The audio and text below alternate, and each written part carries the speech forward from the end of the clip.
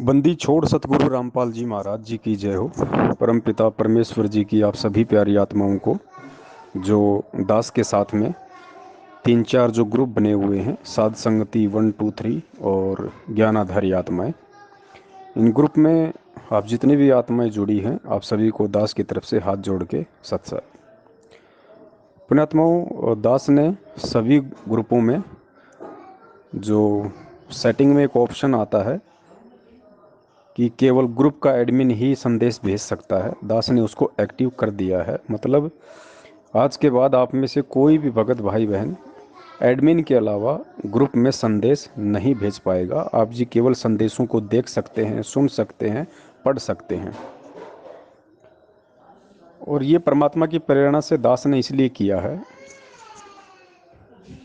क्योंकि हम सब जीव हैं और बहुत समय लग जाता है परमात्मा के ज्ञान को समझने में, परमात्मा की विचारधारा को जानने में, और किस लिए परमात्मा आए हैं, क्या वो हमसे चाहते हैं, इन सब बातों को गहराई से जानने में। क्योंकि हम जीव हैं, हमें बहुत वक्त लग जाता है।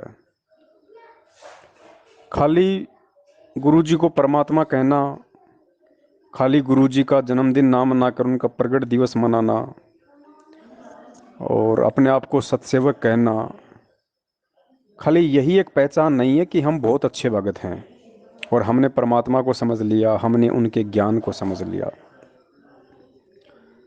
अब दास इन दिनों ग्रुप में देख रहा है लेकिन बोल कुछ भी नहीं रहा, क्योंकि मुझे बोलने का अधिकार भी नहीं है। क्योंकि दास को परमेश्वर ने प्रेरणा करके जो सेवा दी थी अपने भगत भाई बहनों को साथ लेके चलने की, संदेश देने की, वो है साध संगति।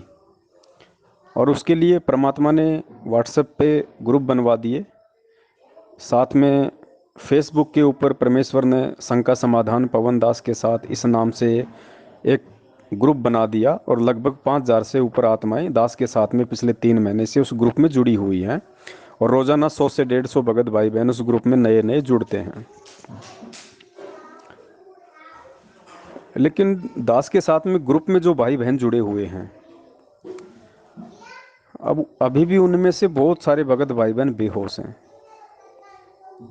क्योंकि उन्हें पता ही नहीं कि हो क्या रहा है। इतने संदेश देने के बाद भी, इतना विस्तार से समझाने के बाद भी कि भाई देश दुनिया की क्या परिस्थितियां हैं, दुनिया बारूद के ढेर पे बैठी है, कब आग लगा दे, कब बम फट जाए, कुछ नहीं पता।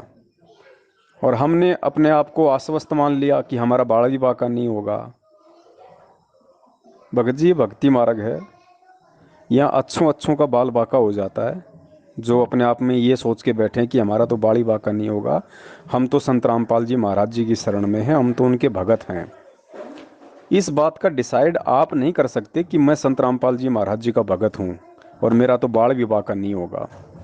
इस बात का डिसाइड अध्यात्म करेगा, परमात्मा की मर्यादाएं करेंगी, परमेश्वर का विधान करेगा, संविधान करेगा। हम दिन में कितनी बार परमात्मा का विधान तोड़ते हैं, उनके नियम तोड़ते हैं, उनका संविधान तोड़ते हैं, हमें इस चीज़ का आभास तक नहीं है। और हम खाली गले में लॉकेट पहन के, हाथ में रक्षा सूत्र पहन के, सुबह शाम दोपहर की आरती करके या मंत्र हो जाएं तो वो करके अपने आप को निश्चित माने बैठे हैं कि मेरा बाल विवाह का नहीं होगा। पुण्यात्माओं, ऐसा नहीं है। 2014 बरवाला कांड के समय जितने लोग मरे थे, घायल हुए थे, वो भी यही सोच रहे थे कि हमारा तो बाड़ी बाका नहीं होगा, पीठ पीछे परमात्मा बैठा हुआ है। और 2014 से लेके आज 2021 तक तकरीबन, ज़्यादा भी नहीं तो दास एक आपको आइडिया बता रहा है, आप लोगों को नहीं पता लेकिन दास आपको बता रहा है कि इन 7 वर्षों में ज़्यादा भी नहीं तो कम से कम 500 से ऊपर भगत भाई बहन अकाल मौत मर चुके हैं। वो भी यही मान के बैठे थे कि हम तो गुरुजी की शरण में हैं, हमारा तो बाड़ी बाका नहीं होगा।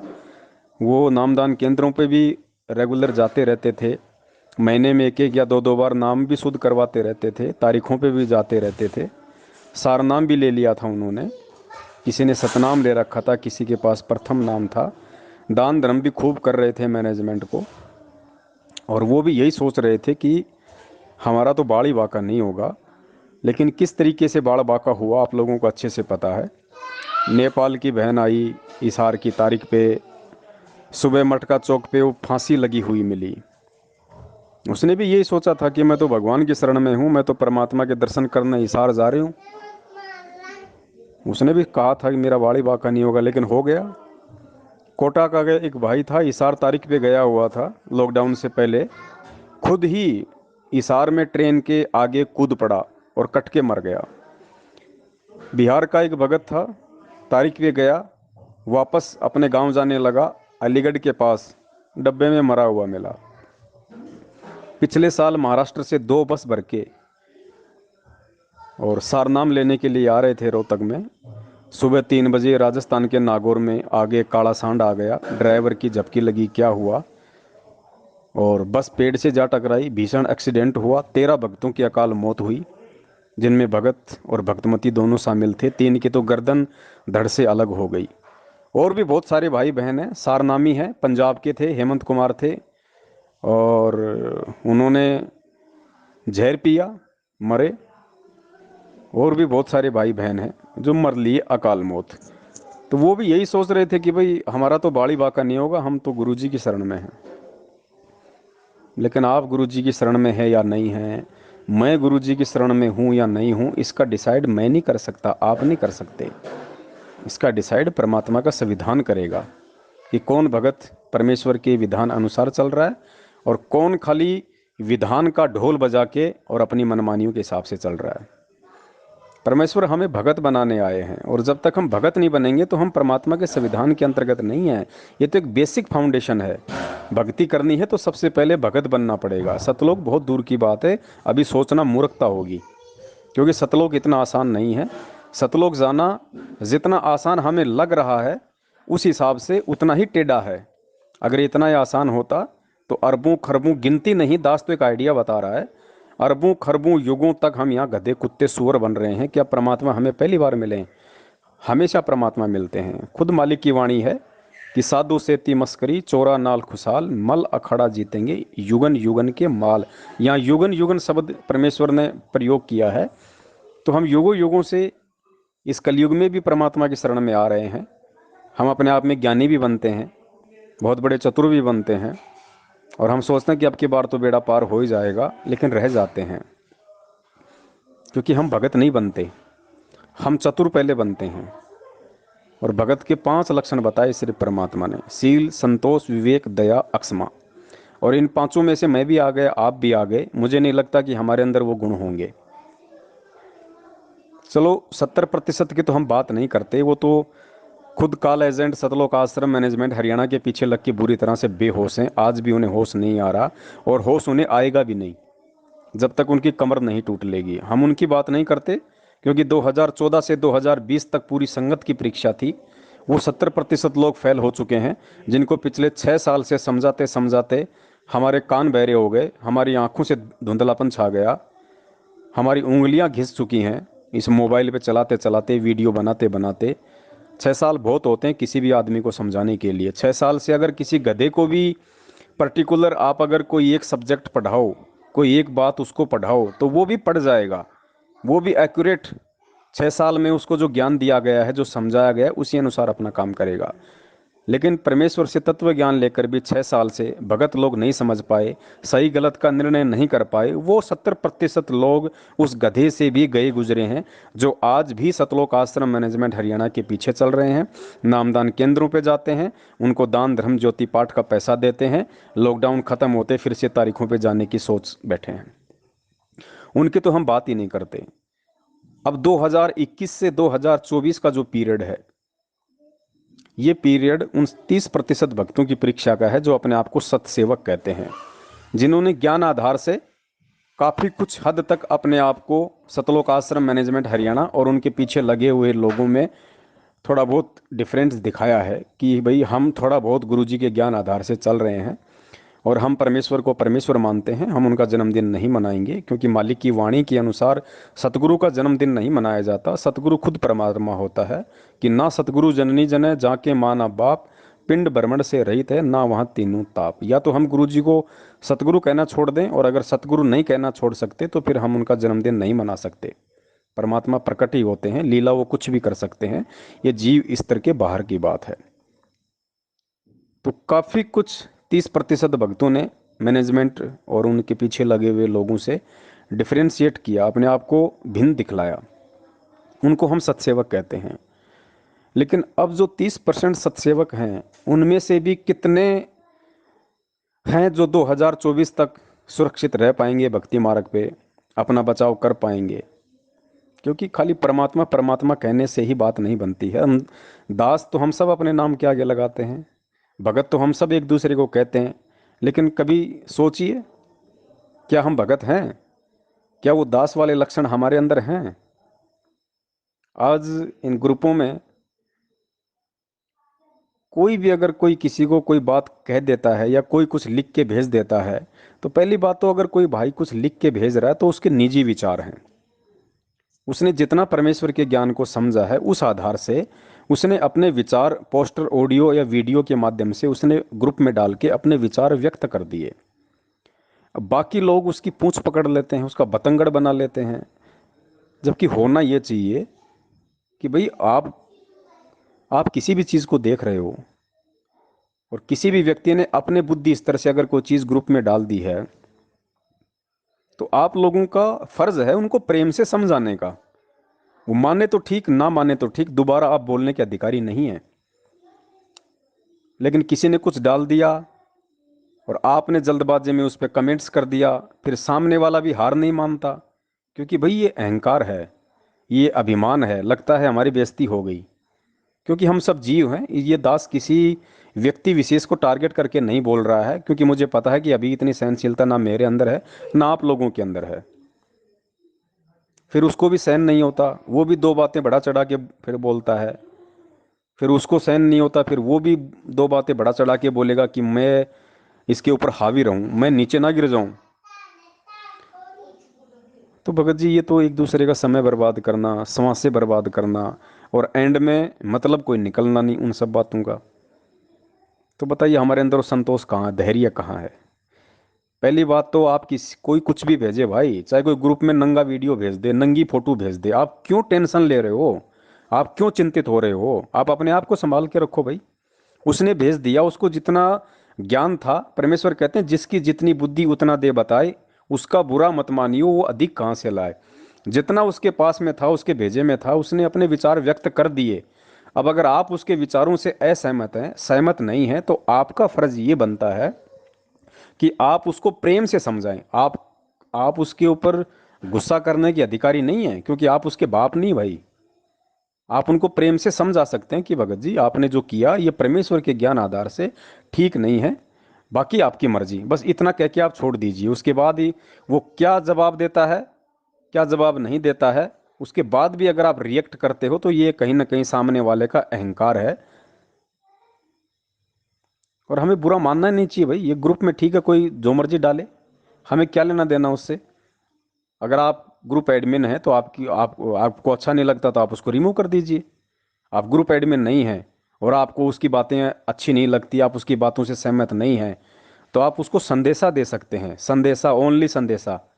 उसके साथ में जिरह नहीं कर सकते, बहस नहीं कर सकते। आप जो परमेश्वर के ज्ञान से नहीं समझा, 27 साल की मेहनत से नहीं समझा, वो 2 मिनट आपके गुस्सा करने से समझ जाएगा। आपने कैसे सोच लिया ये? भाई दास क्यों नहीं बोलता इन ग्रुपों में? दास सबके विचार देखता है, सबकी बातें सुनता है। क्यों नहीं बोलता दास? क्योंकि अच्छे से पता है दास को कि जीव को सहन नहीं होता। आदमी तुरंत अपनी बेइज्जती मान जाता है। ठीक है, सामने नहीं बोलेगा, लेकिन अंदर से वो वैर पाल लेता है, ईर्ष्या भाव पाल लेता है अपने अंदर। तो भाई मैं दोषी क्यों बनूं किसी को बोल के? भाड़ में जाए सामने वाला। परमेश्वर कहते हैं कबीरा तेरी झोपड़ी गलकटियन के पास, जो करेगा सो भरेगा, तू क्यों भया उदास। कोई ग्रुप में जहर खा रहा तो वो मरेगा ना, मुझे क्या ऑब्जेक्शन है? दास तो ये कह सकता भैया जहर है, जरा ध्यान से, बस। उसके बाद वो कहे नहीं नहीं जहर नहीं, ये दूध है, तो मैं ये भी नहीं कहूंगा कि ठीक है भाई दूध है तो पी ले। मुझे फिर बोलने का अधिकार ही नहीं है। जिसने मेरे कमेंट्स के ऊपर विचार ही नहीं किया, तो फिर मैं बोलने का भी अधिकारी नहीं हूँ। तो इसलिए दास सभी भाई बहनों को ग्रुपों से म्यूट कर रहा है। आप केवल सुन सकते हैं, आप केवल देख सकते हैं, आप कुछ बोल नहीं सकते, आप कुछ भेज नहीं सकते, क्योंकि भेजने के लायक है नहीं अब। और जिसको ग्रुप में रहना वो रही है, जिसको नहीं रहना वो ग्रुप छोड़ सकता है। क्योंकि मुझे ये ग्रुप बना के कोई पेंसिल तो मिल नहीं रही, और पेंसिल भी मिलती तो मैं थोड़ा ना किसी की गुलामी करूं, किसी की वो करूं। ये सबके अपने निजी विचार हैं। दास ने केवल इसलिए जोड़ा था कि साथ रहेंगे, जानकारी रहेगी, एक दूसरे के संपर्क में रहेंगे, विचारों का आदान प्रदान होता रहेगा, छोटी मोटी कोई किसी की शंका होगी पूछ सकता है। लेकिन शायद वो अधिकार आप लोग नहीं रखना चाहते अपने पास में, और आप लोगों को लगता है कि हम तो खुद ही इतने बड़े ज्ञानी हो गए हैं, हमें किसी की अब ज़रूरत ही नहीं है।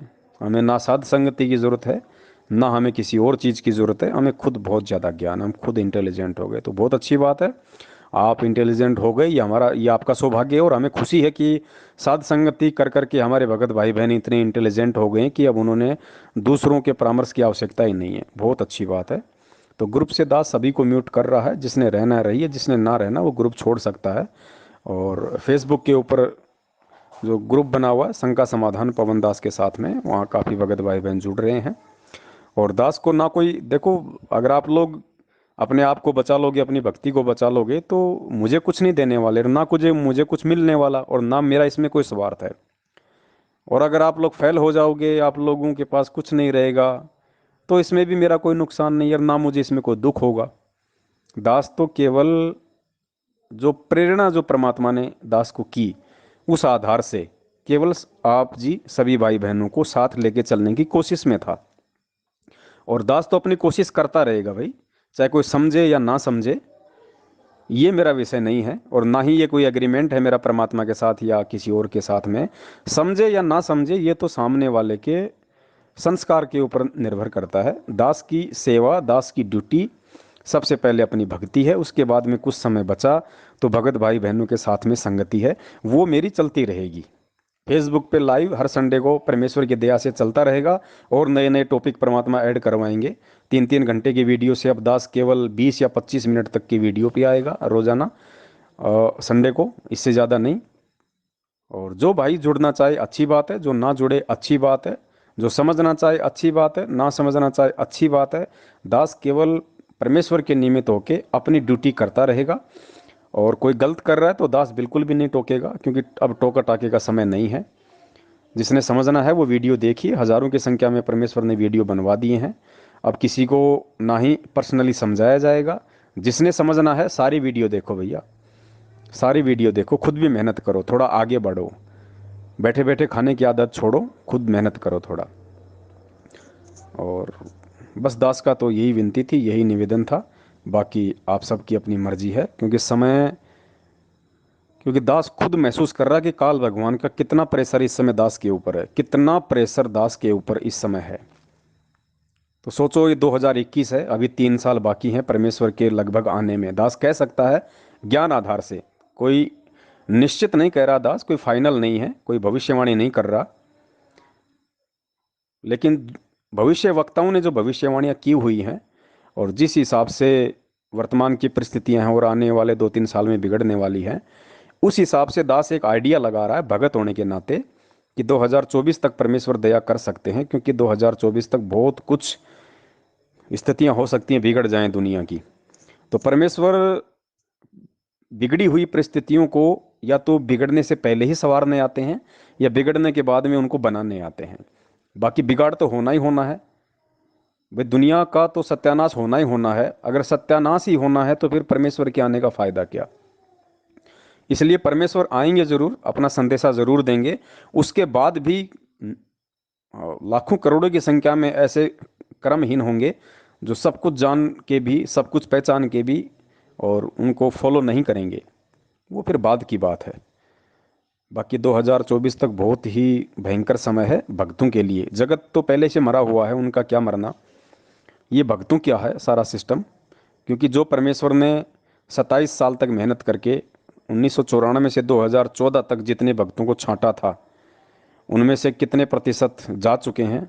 वो भले ही 3 टाइम की आरती का घंटा पीट रहे हैं, भले ही मंत्र कर रहे हैं, भले ही अपने आप को भगत कह रहे हैं, लेकिन वो भगत की श्रेणी से बाहर हो चुके हैं। जिस प्रकार काशी में परमात्मा ने 64 लाख की परीक्षा ली थी, हम सारे फेल हो गए थे। उसके बाद भी परमात्मा ने 25 साल तक सत्संग किए, और हम सभी लोग फिर धीरे धीरे वापस परमात्मा के सत्संगों में जाने लग गए थे। और परमात्मा भी यही कहते थे, बच्चों भक्ति करो सब सतलोक चलेंगे, भक्ति करो सतलोक चलेंगे। लेकिन फैल तो हम पहले ही हो चुके थे। ठीक ये स्थिति वर्तमान में है, 70% संगत फैल हो चुकी है।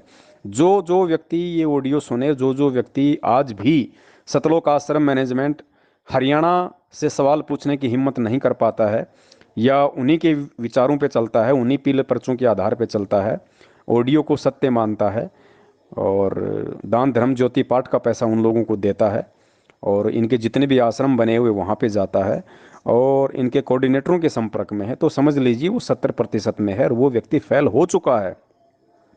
वो भले ही अपने आप को भगत कहे, जब तक उसके संस्कार हैं, उसकी बैटरी है, तब तक वो अपने आप को सुरक्षित महसूस करे। लेकिन आगे उसकी भक्ति नहीं है जब तक परमेश्वर दोबारा से दया ना करें। बाकी 30% भाई अभी भयंकर दौर से गुजरना बाकी है। ये 30% ही की परीक्षा है 2021 से 2024। और जब परीक्षा होती है तो परीक्षा होती है छटनी करने के लिए। तो छटनी तो होगी, इसमें कोई दो राय नहीं है। 5-10% भी बच जाएं तो बहुत एक खुश नसीब होगी उन आत्माओं का। दास भी अपनी पुख्ता नहीं कह सकता, क्योंकि ये भक्ति मार्ग है। कोई अपने आप को यहाँ पे ये ना कहे कि भाई मैं तो बहुत बड़ा भगत हूँ, मैं तो बच जाऊँगा। यहाँ काल का लोक है, हम सब यहाँ पे अंडर ट्रीटमेंट हैं। जरा सी चूक हुई, काल का दाव लगा, और परमेश्वर फिर ज़बरदस्ती करेंगे नहीं, ये उनका विधान है। तो यहाँ अपने आप को कोई ये नहीं कह सकता कि हम अंत तक इस भक्ति मार्ग पे टिके रहेंगे, या हम परमेश्वर की शरण में बने रहेंगे। ये तो केवल परमात्मा से प्रार्थना कर करके, परमेश्वर के चरणों में मत्था टेक टेक के, गिड़गिड़ा के, केवल भक्ति दान ही मांग के हम सुरक्षित रह सकते हैं, अन्यथा और दूसरा कोई चारा नहीं है। बाकी आप सभी के अपने विचार हैं, जो जैसा करेगा वैसा समय आने पे अपना पाएगा। सत्साय जय हो बंदी छोड़ के।